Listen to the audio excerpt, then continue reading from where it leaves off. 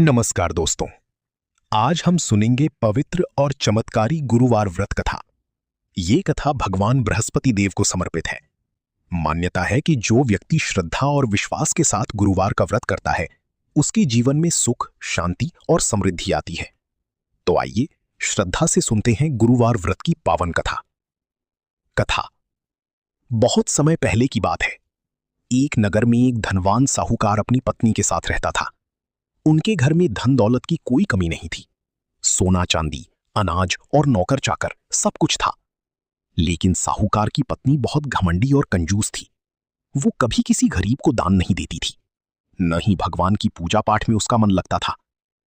एक दिन भगवान बृहस्पति देव साधु का रूप धारण करके उसके घर पहुंचे।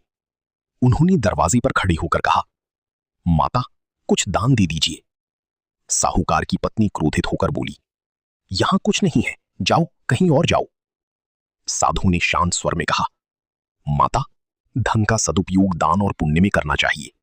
जो व्यक्ति दान नहीं करता, उसके घर का धन धीरे धीरे समाप्त हो जाता है। लेकिन उस स्त्री ने साधु की बात नहीं मानी और उनका अपमान करके घर से भगा दिया। कुछ समय बाद उनके घर की स्थिति बदलने लगी।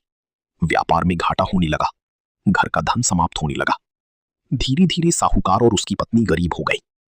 अब घर में खाने तक की कमी हो गई। दोनों बहुत दुखी रहने लगे। एक दिन वही साधु फिर उनके घर आए।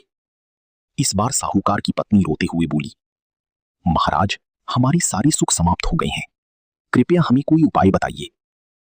तब साधु रूप में भगवान बृहस्पति देव बोले, यदि तुम श्रद्धा और नियम से गुरुवार का व्रत करोगी, भगवान बृहस्पति की पूजा करोगी, गरीबों को दान दोगी और कथा सुनोगी, तो तुम्हारे घर में फिर से सुख और समृद्धि लौट आएगी।